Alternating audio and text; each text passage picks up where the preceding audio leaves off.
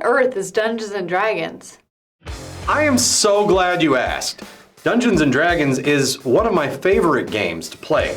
Specifically, it's a role-playing game, like we covered in a previous episode and even briefly mentioned it at the end of the episode. So then asking again, what is Dungeons & Dragons? It's collaborative storytelling with dice to randomize the outcomes of every event in the story. How does that work? So at the heart of Dungeons & Dragons is a storyteller known as a Dungeon Master or a DM.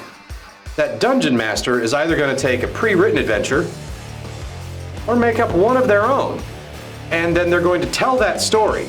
And you as the player, or if you're the Dungeon Master, you'll bring in players who have created their own character for this story. They'll have their own likes and dislikes, their own ideals and personality, their own flaws, their own sets of equipment, and special things that they can do that you couldn't do in real life. Unless you can run up walls, but I really doubt it. So how does it actually work? Well, the first thing that's going to happen is the Dungeon Master is going to select a campaign setting. Here, this is the Eberron campaign setting. It takes place in sort of a, not quite steampunk, it's still very rife with magic, but sort of a steampunk world. Or you could play The Curse of Strahd. The Curse of Strahd is gothic horror, and you're going to deal with themes that are very dark, but they include vampires, zombies, and things of that nature. Or you could play Tomb of Annihilation.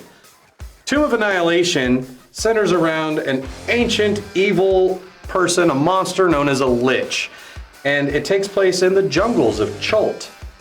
Or you could play Quest from the Infinite Staircase, Vecna, the Eye of Ruin, both of which take place in the world of Faerun, a fantasy campaign setting that's been around for quite some time. You could play Out of the Abyss.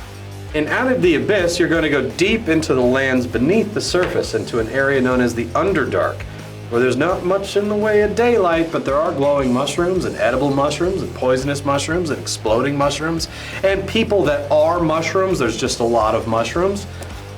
Or you have the Mythic Odysseys of Theros. This one is kind of based on Greek mythology. It's not 100% true to it, but you get the gist when you play it. Or you could just do something simple, again taking place in the land of Faerun. This is Candlekeep Mysteries, and Candlekeep Mysteries is a bunch of short miniature adventures that you can play with your friends. We are going to look at the Dungeon Master's Guide. In the Dungeon Master's Guide, this contains all of the rules for how a Dungeon Master is to run your game. It tells you what to do when players choose to do different things, how to handle traps, how to handle monsters, how to handle puzzles, how to handle the creation and buying and selling and trading of magic items and maps. Everything that you could possibly think of, there is a way in the Dungeon Master's Guide to incorporate that into your game, and it is a beautiful, wonderful thing. Accompanying the Dungeon Master's Guide would be the Monster Manual. In the Monster Manual, you're going to find a whole bunch of monsters for a Dungeon Master to throw at their players to make the story interesting, to create the sense of danger, because if there is no sense of danger, if there is no risk of loss to the characters, it's kind of a boring story. And then, last but not least, we have the Player Handbook. This is the guide for every player to tell you how to create a character, how to play that character, what kind of special abilities that character can and does have, what kind of magic spells they can cast, what kind of special magical abilities they might have. For instance, if you're a Dragonborn and you have Dragon's Breath, a lesser version of Dragon's Breath, but still Dragon's Breath. Or maybe you're a half-elf monk and you're good at running up walls and you like to punch things repeatedly. Or maybe you're a paladin and you call down divine energy to smite your enemies. Or maybe you want to be a druid and turn yourself into a cave bear or an octopus. Who hasn't wanted to have 8 arms every now and then? So the next thing in Dungeons & Dragons is determining whether you're going to use Theater of the Mind or a map. With Theater of the Mind, the Dungeon Master will explain what's happening and everybody at the table will just explain what's happening, maybe act it out a little bit, and then roll dice. But some people, like friends of mine even, have aphantasia and can't visualize those things very well. So most people will use a map and miniatures on that map. So for the miniatures, we have these. This is a small little figurine of a fighter. This is actually one of the bad guys that you could run into, but also the miniatures for the players are about the same size. Those miniatures go on this map. And you'll notice there's a series of squares on this map. Each of those represents 5 feet of space. So when your character can move, they can move in a measured fashion across the map. You know where everything's located, you know how far they can go. Your average character can go 30 feet on their turn. So you can move them 6 spaces on the map. And it makes it really easy to calculate that way. And so you're like, okay, but well, what about the dungeons? Where does that come in? Well, that's pretty simple. When you hear dungeon, it's not actually a nefarious thing. It's just components on the map. The map itself is referred to as a dungeon because when you have these things, you can see this has doors on it, this has doors on it, and we can arrange these things in any sort of fashion.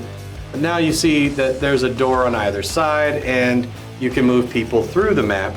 Each of these has squares. It's also 5 feet in the game. So when you combine multiple map pieces, you get a dungeon. You also have houses. These ones, just plain old houses with front doors and a window. They're just stuck down on a piece of MDF, and there is a working front door. You can see that it opens up. So there's a degree of realism. But if you can't afford all of these wonderful pieces to put on a map, sometimes a DM will just draw it. Sometimes they'll print it out. What's more important is the story being told. So you take your miniature and then you fight monsters. We have some examples.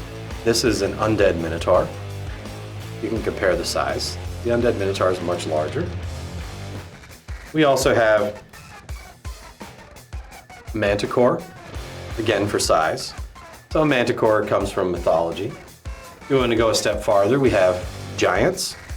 Compare the size again. This is a hill giant, which is one of the smallest of the giants.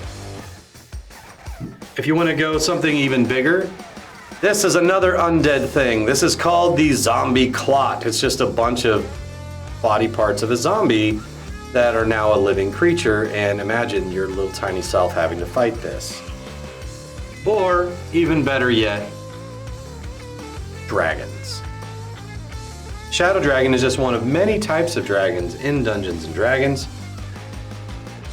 And that's pretty much it as far as those things go. So then you say, how is the game played? Well, we have a set of dice.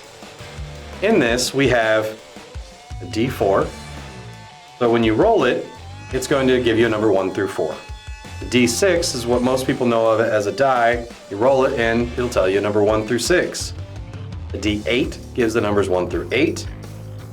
These ones here, these are D10s, and one of these has single digits and one of them has double. So when you roll them together, it's called a D100. It can give you the numbers 1 through 100. But if you just have to roll the D10, you just roll the single digit. This one is a D12 and it has, you guessed it, 12 sides. And at the heart of Dungeons and Dragons is this. This is the D20. On one side is 20. On the opposite is 1. And every number in between.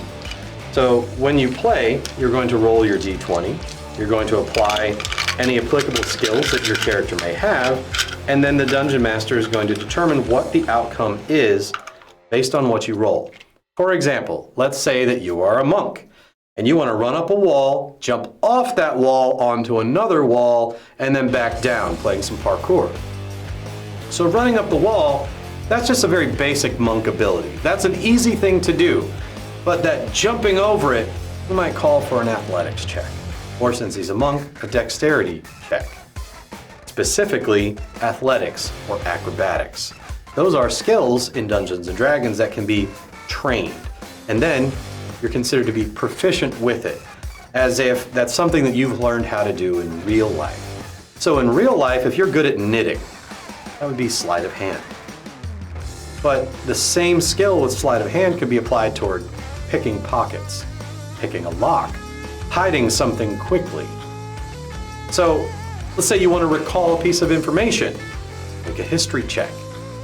You want to recall specific knowledge about nature, make a nature check.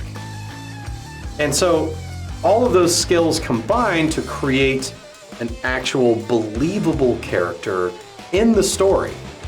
And then you sit down together with your friends or with a group of strangers and you listen to the DM set the stage, and then you each say what you would do.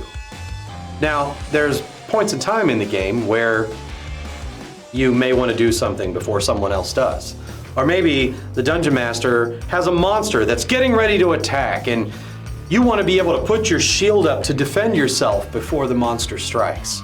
Well, that's when the Dungeon Master says to roll for initiative. And what that means is you roll your d20, you add the modifier for your initiative, which is within the rules, you'll figure that out when you play. And then he uses the initiative order to figure out what turn order is for everyone. And that's pretty much it. You just sit down, you tell a story with your friends, and you roll dice to see if you were successful or if you failed horribly. There's no mystery to it.